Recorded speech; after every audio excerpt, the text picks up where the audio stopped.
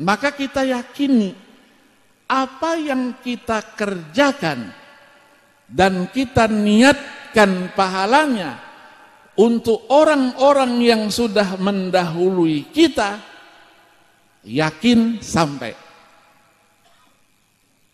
Yakin sampai.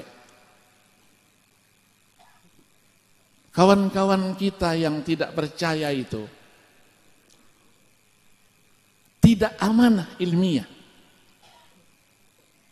Tidak ada amanah ilmiahnya. Kalau amanah ilmiahnya ada, dia bersama kita. Siapa yang sering ditokohkan?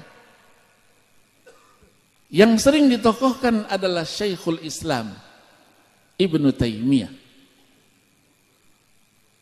yang wafat 728 Hijriah.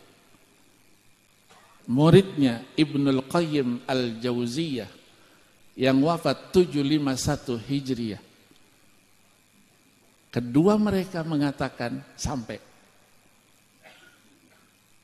Man za'ama anna amalal ghairi la yanfa'u lil mayyiti fahuwa batilun ijma'an. Itu ucapannya Ibnu Taimiyah itu.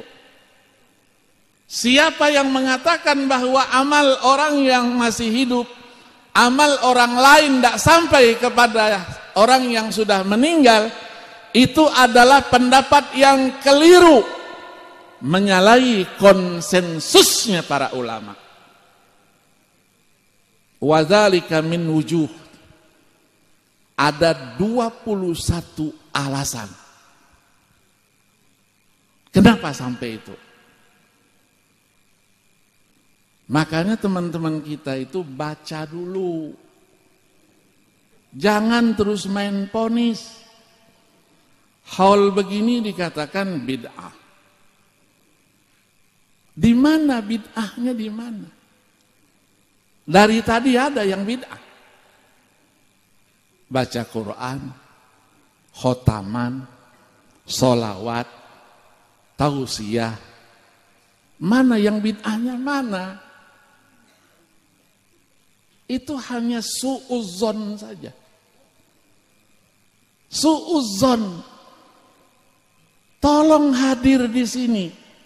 Tunjukkan mana yang bid'ah itu, tunjukkan di sini. Yang bertentangan dengan ajaran agama itu mana? Dan jujur secara ilmiah, baca yang begitu itu. Karena yang begini tidak menguntungkan mereka, maka disimpan. Dalam dunia ilmiah tidak boleh begitu. Jujur kita.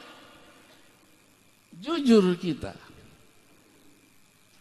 Nah inilah kalau kita kaitkan dengan akhlaknya junjungan Nabi besar Muhammad sallallahu alaihi wasallam. Ketika Allah berfirman, wa innaka la'ala khuluqin azim. Di situ disebut oleh para ahli tafsir, wa kana min khuluqihi sallallahu alaihi wasallam al-ilmu wal hilmu wa shiddatul haya wa kathratul ibadati was sakha was sabru was syukur wat tawadhu'u waz zuhud war rahmatu was syafaqah wa husnul mu'asyarati wal adab wa ghairu dzalika minal khisalil aliyah wal akhlaqil mardiyah. Itu teksnya dalam tafsir itu. Akhlaknya apa Rasulullah? Mengedepankan ilmu supaya jangan sesat. Kita menuntut ilmu untuk menyelamatkan kita dari kesesatan dan kesalahan, supaya kita berada dalam kebenaran. Bukan kita menuntut ilmu untuk menyalahkan orang, memponis orang salah, memponis orang keliru, apalagi memponis orang kafir, syirik. Na'udzubillahi min Ini bukan akhlaknya junjungan Nabi besar Muhammad sallallahu alaihi wasallam. Rasulullah selalu menjaga lidahnya, mulutnya dijaga. Tidak pernah menyalahkan sahabatnya. Apapun yang dikerjakan oleh sahabatnya. Maka Rasulullah dijuluki sebagai Ar-Rasulul Muallim. Sayyidina Anas bin Malik radhiyallahu anhu. Hadis riwayat Imam Bukhari dan Muslim. Katanya khadimtu Rasulullah sallallahu alaihi wasallam 10 sinin. Aku khidmah kepada Rasul 10 tahun. Tapi aku tidak pernah mendengar uffin qat. Tidak pernah. 10 tahun. Rasulullah tidak pernah mengatakan tidak pernah. Dan juga Rasulullah tidak pernah mengatakan ketika aku kerjakan katanya sesuatu, Rasulullah tidak pernah mengatakan lima fa'alta hadza walam taf'al hadza, tidak pernah. Kenapa ini yang kamu kerjakan, tidak yang itu? Tidak pernah. Jadi Rasulullah tidak pernah mencaci, tidak pernah menjelekkan, menyalahkan. Ini teman-teman kita baru baca 1 buku sudah nyalain orang. Masya Allah. Dapat bukunya di terminal lagi.